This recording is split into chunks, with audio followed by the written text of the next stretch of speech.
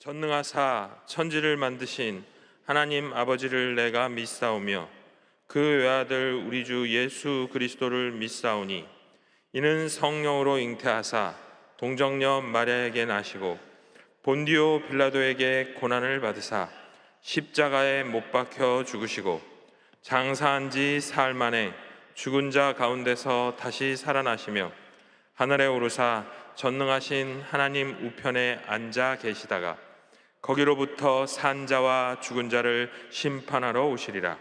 성령을 믿사오며 거룩한 공교회와 성도가 서로 교통하는 것과 죄를 사하여 주시는 것과 몸이 다시 사는 것과 영원히 사는 것을 믿사옵나이다. 아멘. 사랑의 하나님 아버지, 감사합니다. 주님, 귀한 아침을 허락하시고 귀한 새벽에 하나님의 말씀을 듣고 하나님의 말씀을 나누는 시간을 갖게 하심을 감사합니다. 주님의 은혜가 우리 가운데 넘쳐나게 하여 주옵소서. 특별히 하나님, 이 나라를 지켜주셔서 하나님, 정치적으로나 사회적으로나 하나님 여러 문제들로 경제적인 부분까지도 많은 어려움 속에 있습니다. 주님이 하나님 속히 해결하여 주옵시고 하나님의 귀한 능력이 이 나라에 다시 역사할 수 있도록 주님 도와주옵소서. 하나님, 나라와 민족을 위해서 기도하는 공동체 우리 여의도 순복음교회를 기억하여 주옵시고 하나님, 장로회부터 유치 영화부에 이르기까지 하나님의 은혜로 지켜주옵시며 하나님, 각 부서가 하나로 단결하여 또한 기도하며 하나님께 온전히 이 나라를 위해 기도할 수 있게 하여 주옵시고 여의도 순복음교회를 이끌어 가시는 당회장 이영훈 목사님 축복하여 주셔서 건강으로 붙들어 주옵시고 하나님의 놀라운 능력으로 세계 방방곳곳 국내 구석구석마다 하나님 말씀을 전하실 때 놀라운 은혜가 넘쳐나도록 건강의 은혜가 있도록 주님이 인도하시고 도와주옵소서. 말씀을 함께하는 시간입니다. 주님, 인간의 모든 모습은 가리워 주시고 하나님의 말씀만 영영히 설 수 있도록 주님이 인도하여 주옵소서. 예수 그리스도의 이름으로 감사하며 기도드렸사옵나이다. 아멘. 오늘 함께 나누실 말씀은 시편 7편입니다. 시편 7편 1절에서 11절 말씀입니다. 시편 7편 1절에서 11절 말씀을 다 같이 봉독하시겠습니다. 야외 내 하나님이여, 내가 주께 피하오니 나를 쫓아오는 모든 자들에게서 나를 구원하여 내소서. 건던할 자가 없으면 그들이 사자같이 나를 찢고 뜯을까 하나이다. 야외 내 하나님이여, 내가 이런 일을 행하였거나 내 손에 죄악이 있거나 화친한 자를 악으로 갚았거나 내 대적에게 까닭 없이 빼앗았거든 원수가 나의 영혼을 쫓아 잡아 내 생명을 땅에 짓밟게 하고 내 영광을 먼지 속에 살게 하소서. 야외여, 진노로 일어나사 내 대적들의 노를 막으시며 나를 위하여 깨소서. 주께서 심판을 명령하셨나이다. 민족들의 모임이 주를 두르게 하시고 그 위 높은 자리에 돌아오소서. 야외께서 만민에게 심판을 행하시오니 야외여, 나의 의와 나의 성실함을 따라 나를 심판하소서. 악인의 악을 끊고 의인을 세우소서. 의로우신 하나님이 사람의 마음과 양심을 감찰하시나이다. 나의 방패는 마음이 정직한 자를 구원하시는 하나님께 있도다. 하나님은 의로운 재판장이시며 매일 분노하시는 하나님이시로다. 아멘. 시편 7편은 또 다른 탄원시에 속합니다.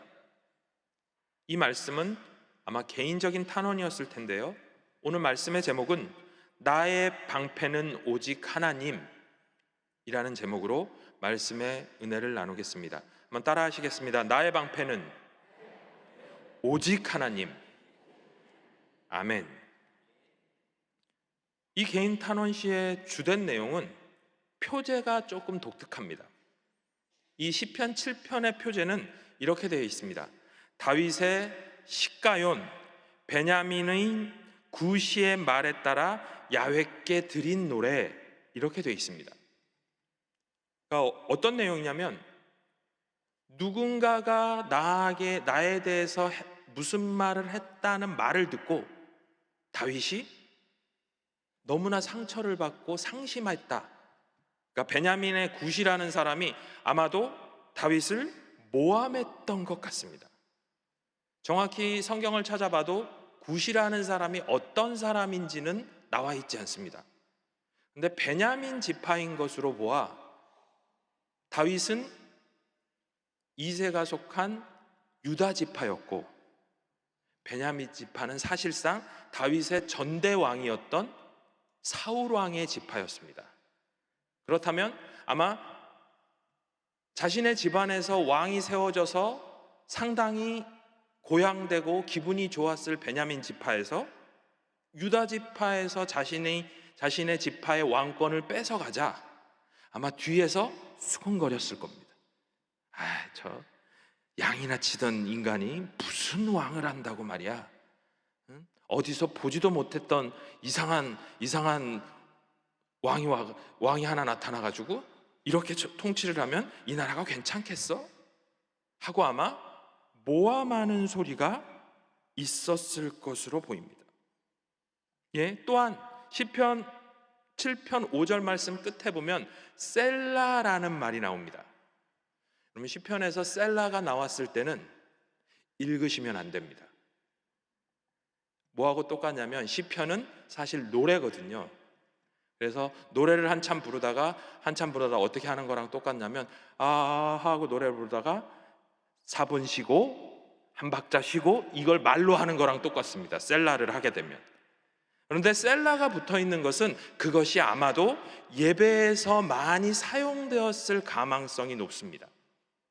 그렇다면 이 시편 7편은 다윗의 경험을 가지고 있지만, 다윗의 이야기를 담고 있지만, 그것이 쓰였던 자리는 억울한 일을 당했을 때 함께 모여서 기도하는 자리에서 많이 쓰였을 가망성이 높습니다.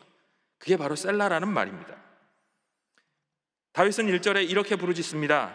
야훼 내 하나님이여, 내가 주께 피하오니 나를 쫓아오는 모든 자들에게서 나를 구원하여 내소서.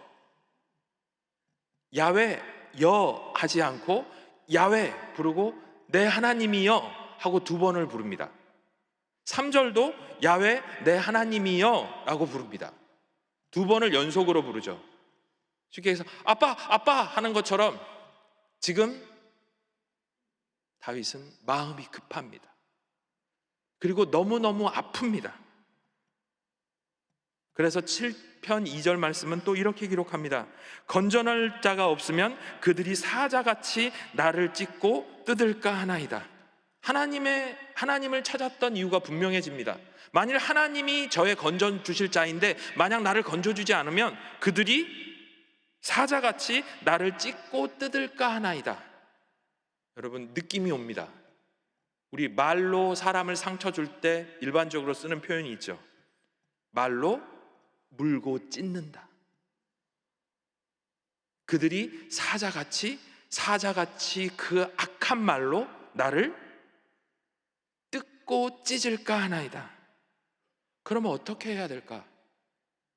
다윗은 첫째로 동기, 즉 이유를 살피시는 하나님께 피할 것을 선언합니다. 시편 7편 3절에서 5절 말씀에 이렇게 기록합니다. 야훼 내 하나님이여, 내가 이런 일을 행하였거나 내 손에 죄악이 있거나 화친한 자를 악으로 갚았거나 내 대적에게서 까닭없이 빼앗았거든 원수가 나의 영혼을 쫓아 잡아 내 생명을 땅에 짓밟게 하고 내 영광을 먼지 속에 살게 하소서 라고 표현합니다. 즉 비난과 중상모략 때문에 자기가 무고한 박해를 받고 있는데, 그들이 말한 대로 아마 이렇게 얘기를 했겠죠. 쟤는 못됐어, 죄를 지었어 하는 사람들의 얘기를 그대로 받아서 하나님, 제가 정말 그렇게 못됐고 죄를 지었다면 또 화친한 자를 갚았거나 내 대적에게 까닭없이 빼앗거든. 이 얘기는 무슨 얘기냐면 나와 사이좋게 지내는 자를 미워하고 내가 싫어하는 사람이라고 마음대로 빼앗았거든. 만약 그랬거든, 첫째, 원수가 나의 영혼을 쫓아잡아 내 생명을 짓밟게 하고 내 영광을 먼지 속에 살게 하소서. 예, 그들의 말이 진짜가 아닙니다. 하나님 스스로 자기를 저주하는 말로 오히려 문제를 하나님 앞에 아뢰고 무죄를 선언합니다. 하나님 제가 정말 그랬으면요, 저 악한 이들한테서 제가 물고 찢길 때 보호하지 마세요. 그러나 아시잖아요, 저는 그런 사람이 아닙니다. 만약 그것이 옳지 않다고 내가 정말로 저들이 말한 대로 행했다면 주님, 저 벌 받겠습니다. 즉 자기 스스로를 정말로 저주해서 하는 말이 아니라, 왜 우리가 하는 그 억울함의 표현, 아유 그게 정말 사실이면 내가 여기서 왜 그런 얘기 하잖아요. 혀를 물고 죽는다 내가 진짜. 그 표현입니다. 너무너무 내가 속상해요. 하나님 저들의 말이 맞지 않아요 하고 억울한 오해와 비난과 그것이 근거 없음을 다윗은 온몸으로 표현하고 있는 겁니다. 내가 정말 그랬거든. 원수가 나의 영혼을 쫓아잡아서 내 생명을 땅에 짓밟게 하고 내 영광을 먼지 속에 살게 할지라도 나 그거 당하겠습니다. 그만큼 자기는 결백하다는 이야기입니다. 세상을 살다 보면 참 억울한 일들이 많은데요, 억울한 옥살이를 했던 한 사람의 이야기를 소개해드리려고 합니다. 그 사람은 1972년 나이 36살 때였습니다. 춘천의 한 지역에서 파출소 소장 장모양이라는 딸이 밥을 제대로 먹고서 만화가게를 한번 다녀오겠다고 나갔습니다. 그런데 안타깝게도 그 다음날 인근에 있는 논둑에서 이 성폭행을 당한 채 살해된 채로 발견되게 되었습니다. 여러분, 한 시골 지역 한 동네에서, 그것도 경찰서장 딸이, 이 파출소 소장 딸이 그런 일을 당했으니 온 동네가 발칵 뒤집혔겠죠. 동네의 모든 경찰들이 동원돼서 범인을 찾는데 범인이 안 나타나는 겁니다. 그런데 하도 안 나타나니까 이 사람들이 누구를 범인으로 지목했냐면, 그 딸이 만화가게를 간다고 했으니까 만화가게 주인이 그런 짓을 하지 않았을까? 바로 그 만화가게 주인을 만화가게 주인이라는 이유로 강간 및 살해범으로 체포를 하게 됩니다. 그런데 그 시대는 고문이 많이 있었던 시절이었죠. 잠도 안 재우고 몇 날 며칠을 때리고 괴롭히고, 너가 죽였지, 너가 죽였지, 자백해, 자백해. 잠도 안 재우고 너무 괴롭히니까 진술서 써놓은 곳에 내가 죽였습니다, 제가 죽였습니다 하고 사인을 했습니다. 그래서 재판이 벌어졌는데 그를 범인이라고 지목했던 그 동네 사람들도 사실은 우리도 고문당해서 그렇게 사인할 수밖에 없었어요 했는데도 불구하고 이 정원섭이라는 36살짜리 청년은 고문에 못 이겨서 거짓으로 자백을 하게 됐고, 나 이거 거짓으로 고문에 못 이겨서 했다고 아무리 호소를 해도 결국은 무기징역에 처해지고야 말았습니다. 사실 그 정원섭 청년은 자비량 목회를 꿈꾸던 신학대생이었습니다. 그는 교도소에 들어와 기도하며 그 아내에게도 기도를 부탁했습니다. 아마도 내가 교도소에 들어온 것은 하나님이 이곳에 보내신 것 같다. 나는 사실 절대로 강간하거나 살해를 하지 않았다. 하지만 내가 이곳에서 복역하고 하나님의 은혜로 내보내 주시면 내가 평생 하고 싶었던 자비량 목회를 꼭 할 것이다. 하나님 도와주세요 하고 기도하기 시작했습니다. 무기징역을 받았는데 얼마나 착하게 모범수로 있었는지 15년 만에 옥살이를 마치고 가석방을 당하게 됩니다. 그리고 91년도에 목사로 안수를 받고 남원 충절교회를 개척하여 예배당을 짓고 원로 목사로 계시다가 은퇴하였습니다. 그런데 2005년도에 정부에서 진실화해위원 과거사 정리위원회를 만듭니다. 그곳에 자신의 억울한 사정을 청구했습니다. 마침내 2011년 11월 28일 36년 만에 그 재판이 잘못됐고 정원선 목사님이 그런 짓을 하지 않았다고 무죄가 확정됩니다. 36년 만에, 무슨 일제치하도 아니고. 그동안 목회하면서 정 목사님이 가슴을 가장 아프게 했던 말은 아유 저 살인자 출신, 아유 저 강간범 출신, 꼬리표처럼 따라다녔던 그 말을 이제는 떼낼 수 있어서 기뻤고, 또 한 가지는 모진 세월 아버지의 결백함을, 또한 남편의 결백함을, 아들의 결백함을 믿고 견뎌주었던 가족들이 너무 고맙다고 인사를 했고, 마지막에 한 말이 너무나 중요했습니다. 그때 나를 고문해서 거짓 자백을 하게 만들었던 그 경찰관도 사실 36년간 용서하지 못하고 있었는데 이제는 용서해주고 싶습니다. 그렇습니다. 참 오래 걸렸죠. 36년이라는 세월이 걸렸지만 하나님은 잊지 않으시고 억울한 한 사람을 찾아 위로해 주시고 그 신원을 회복해 주셨던 겁니다. 하나님은 잊지 않으십니다.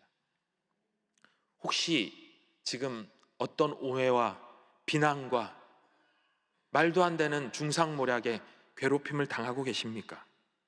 하나님께 부르짖으시면 공의로운 판단으로 우리의 신원을 회복시켜 주실 줄 믿습니다. 두 번째로, 의인의 편이 돼 주시는 하나님을 깨워야만 합니다. 1절에서 5절로 탄원을 했다면 6절부터 해서 11절은 이제 그 탄원이 강구로 바뀝니다. 6절 말씀에 야훼여 진노로 일어나사 내 대적들이 노를 막으시며 나를 위하여 깨소서 주께서 심판을 명령하셨나이다. 여러분, 얼마나 급하면 야훼의 진노로 일어나 내 대적들의 노를 막으시며 나를 위하여 깨소서, 일어나시고 막아주시고 깨주십시오 하고 급하게 하나님 앞에 호소하고 있습니다. 그러면서 계속해서 7절부터 11절에 이렇게 말합니다. 민족들의 모임이 주를 두르게 하시고 그 위 높은 자리에 돌아오소서. 야훼께서 만민에게 심판을 행하시오니 야훼여 나의 의와 나의 성실함을 따라 나를 심판하소서. 악인의 악을 끊고 의인을 세우소서. 의로우신 하나님이 사람의 마음과 양심을 감찰하시나이다. 나의 방패는 마음이 정직한 자를 구원하시는 하나님께 있도다. 하나님은 의로우신 재판장님이시며 매일 분노하시는 하나님이시로다. 하나님, 일어나세요. 하나님, 막아주세요. 하나님, 이제는 깨어나세요. 그리고 당신의 공의로 누가 정말 옳은지를 판단해 주옵소서.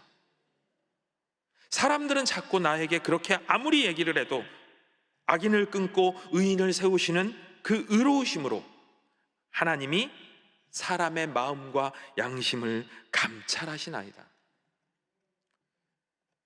여러분, 우리 팔레스틴 땅에서 이스라엘과 그 주위의 나라들이 전쟁이 일어나면 우리는 은근히 이스라엘 편입니다.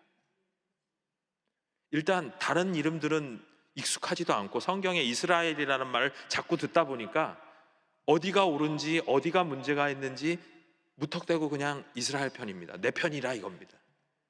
근데 하나님은 내 편이어서 편들어 주시는 분이 아닙니다. 의의 편에서 의로운 사람의 편을 들어주십니다. 세상의 법적은 권력이 있는 사람이나 돈이 많아서 좋은 변호사를 고용할 수 있는 사람에게 유리한 판정을 내리는 경우가 꽤 있습니다. 일반 사회에서는 악한 사람이라도 친한 사람이 많거나 영향력이 크거나 힘이 있거나 돈이 있거나 정치적 권력이 있으면 그 여론이 유리하게 돌아가다가 결국은 법정에서까지, 그래서 아픈 말로 이런 말이 있죠. 돈이 있으면 무죄고 돈이 없으면 유죄다. 유전무죄, 무전유죄. 그러나 하나님은 절대로 어떤 악도 편드시지 않으십니다. 하나님은 언제나 공의의 편이시고 의로운 자의 편이시고 무엇보다 하나님께로 피하는 자의 편이십니다. 우리가 매일매일 하나님께 피함으로 공의로운 하나님의 은혜를 날마다 누리게 되시기를 간절히 축원을 드립니다. 세 번째로, 진정한 믿음은 포기하지 않는 소망이요 감사의 고백입니다. 오늘 말씀이 조금 길어서 제가 이 처음 본문에는 읽지 않았지만 이 시편 7편은 17절까지 있습니다. 그래서 12절부터 17절까지 다 같이 합독하시겠습니다. 사람이 회개하지 아니하면 그가 그의 칼을 가시며 그의 활을 이미 당기어 예비하셨도다. 죽일 도구를 또한 예비하시며 그가 만든 화살은 불화살들이로다. 악인이 죄악을 낳으며 재앙을 베어 거짓을 낳았도다. 그가 웅덩이를 파 만들며 제가 만든 함정에 빠졌도다. 그의 재앙은 자기 머리로 돌아가고 그의 포악은 자기 정수리에 내리리로다. 내가 야훼께 그의 의를 따라 감사하며 지존하신 야훼의 이름을 찬양하리로다. 아멘. 그렇습니다. 16절과 11절의 억울함에 대한 호소는 이제 12절과 17절에서 신뢰의 고백으로 바뀝니다. 그리고 마지막에는 감사의 찬양으로 바뀝니다. 여러분, 탄식시는 항상 그렇습니다. 급하게 하나님을 부르고 하나님 저 좀 도와주세요 부른 다음에 쟤네들이 나를 괴롭혀요, 내가 몸이 아파요, 고통스러워요 하고 자신의 상황을 설명한 후에 하나님 그래도 도와주실 거죠? 하나님 제 방패가 되어 주실 거죠? 제 치료자가 되어 주실 거죠? 하고 신뢰를 고백한 이후에 마지막은 감사의 찬양으로 마무리합니다. 우리의 기도가 그런 모습이어야만 합니다. 여기 아주 재밌는 표현이 나옵니다. 14절인데요. 악인이 죄악을 낳으며 재앙을 베어 거짓을 낳았도다 라고 합니다. 여기서 악인이 죄악을 낳으며를 히브리어를 찾아보면요, 악인이 죄악을 낳으려고 산통을 겪었다라는 표현이 됩니다. 그게 왜 재밌냐면요, 여러분 애 낳는 거 애써서 정말 온몸이 으스러져라 애써서 낳았는데 낳은 게 죄악이라면 그건 조롱인 겁니다. 야, 너 그렇게 애써서 나 괴롭히고 나쁜 것으로 배에 담고 그것을 배 아프듯이, 산모가 배 아프듯이 낳았는데 결국 죄악 낳았어? 넌 그거밖에 안 돼 하고 하나님 앞에서 그 악인을 오히려 참 불쌍하다, 불쌍해 하고 조롱한 거예요. 그만큼 이제 믿음의 마음이 하나님께 나와 그 방패 뒤에 숨자 마음에 용기가 생겼습니다. 그러면서 한마디 하는 겁니다. 너 그렇게 애써서 낳아서 결국 죄악을 낳았니? 그 결과는 재앙으로 변할 거야. 그리고 너 열심히 함정 팠지? 15절 말씀에 그가 웅덩이를 파며 제가 만든 함정에 빠졌도다. 너 나 빠지라고 팠지? 그런데 네가 빠질 거야. 그러면서 그의 재앙은 자기 머리로 돌아가고 그의 포악은 자기 정수리에 내리리로다 하고 선언합니다. 그렇습니다. 믿음과 감사의 고백이 결국은 이깁니다. 아멘. 찬송가 357장 후렴처럼 믿음이 이기네, 믿음이 이기네, 주 예수를 믿음이 온 세상이 이기네. 한번 같이 해볼까요? 믿음이 이기네, 믿음이 이기네, 주 예수를 믿음이 온 세상이 이기네. 나를 괴롭히고 고통스럽게 하는 사람이 아무리 함정을 많이 파놓고 나를 그 함정에 빠지게 만들려고 할지라도 하나님은 야, 거기 함정이야, 가지마, 그쪽으로 가면 안 돼 하고 나를 지켜주시고, 결국은 그 함정을 판 악인들이 그것에 빠지게 될 것이라고 선언함으로써, 그 믿음을 고백함으로써 그의 의에 따라 감사하며 찬양함으로써 다윗은 승리를 선언하고 있는 겁니다. 말씀을 맺겠습니다. 2008년도에 한 교수님이 자신을 재판했던 판사에게 석궁, 아시죠? 이렇게 돼가지고 로빈 후드가 썼다는 그 석궁을 쏘아서 사회적인 물의가 된 사건이 있었습니다. 사건의 내용은 이렇습니다. 그 교수님이 재직하고 있던 대학교가 1995년도에 입시에서 수학 문제를 잘못 출제했던 것이 발견이 됐습니다. 그래서, 왜냐하면 수학 문제를 잘못 출제했다는 건 그것 때문에 붙어야 될 학생은 떨어지고 떨어져야 될 학생은 붙게 되는 일이 벌어졌던 것이 발견이 된 겁니다. 그래서 이 교수는 소위 공익제보로 그것을 외부에 알렸습니다. 그런데 학교에서는 그것이 학교의 권위를 실추시켰다고 그 교수님을 교수직에서 해임시켰습니다. 교수님은 억울했죠. 그래서 너무 억울해서 이 해고가 부당하다고 소송을 냈는데, 안타깝게도 판사가 학교 측의 손을 들어준 겁니다. 그래서 이에 불만을 품어서 그 재판을 이끌어갔던 판사를 석궁으로 쏘았던 것입니다. 여러분, 악인이 함정에 빠지게 하여 주옵소서, 악인이 죄악을 낳게 하여 주옵소서 하나님께 기도하는 건 괜찮은데 내가 직접 갚으면 안 됩니다. 원수를 갚는 것도 하나님께 맡겨야 진짜 기도입니다. 원수 갚아달라고 기도는 할 수 있습니다. 그러나 내가 가서 이 교수님처럼 직접 석궁을 쏴버리면 큰일 납니다. 여러분, 정말 억울할수록 더욱 하나님께 맡기십시오.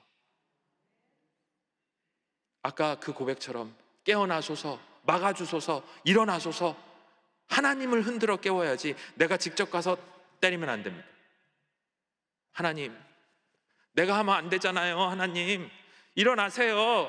빨리 일어나세요. 저 괴로워요. 저 죽을 것 같아요. 하고 눈물과 한숨의 기도로 하나님을 깨우고 일으키고 막아주실 것을 간구하면 하나님이 움직여 주실 줄 믿습니다. 요셉이 13년을 감옥에서 억울하게 있으면서도 그가 점점 더 하나님과 동행하고 가까워졌었다는 사실을 잊지 마시기를 간절히 축원을 드립니다. 서양에는 이런 속담이 있습니다. 우리 한국인들이 참 힘들어하는 내용일 수 있는데요, 하나님의 시간은 정말 천천히 흘러간다. 그러나 정말 매우 정확하게 흐른다. 한국인들은 천천히라는 말을 별로 좋아하지 않습니다. 그러나 하나님의 시간은 우리가 답답할 정도로 천천히 흘러가는 것 같습니다. 억울한 일을 당할 때는 더 그렇겠죠. 그러나 기억할 것은 천천히 흐르지만 매우 정확하게 흘러가고 있습니다. 억울한 일을 당했고 모함을 당하고 그것도 가장 아끼는 사람들에게, 그리고 사랑했던 사람들에게 어려움을 겪고 계시다면 이 시간 가슴을 붙들어 잡고 하나님, 저의 억울함을 풀어주옵소서, 막아주옵소서, 깨어나시옵소서, 일어나 주시옵소서 간구해서 36년간 옥살이에도 또한 그 오해와 비난에도 버텨냈던 그 정원선 목사님처럼 하나님께 기도하여 그 억울함을 결국에는 신원받는 귀한 성도님들이 되시기를 간절히 축원을 드리겠습니다. 기도하시겠습니다. 사랑의 하나님 아버지, 감사합니다. 세상을 살다 보면 너무나 억울한 일들이 많습니다. 그것도 가장 가깝고 사랑했던 사람들에게 모함을 당할 때도 있습니다.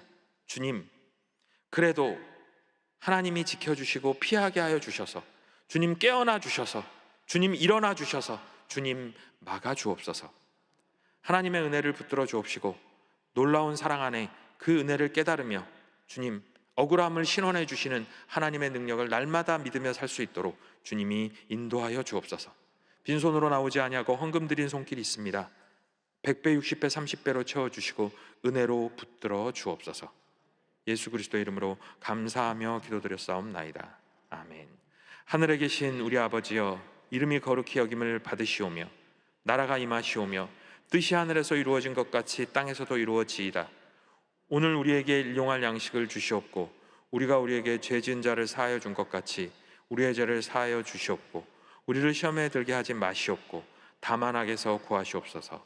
나라와 권세와 영광이 아버지께 영원히 있사옵나이다. 아멘. 할렐루야. 하나님께 영광의 박수 올리겠습니다.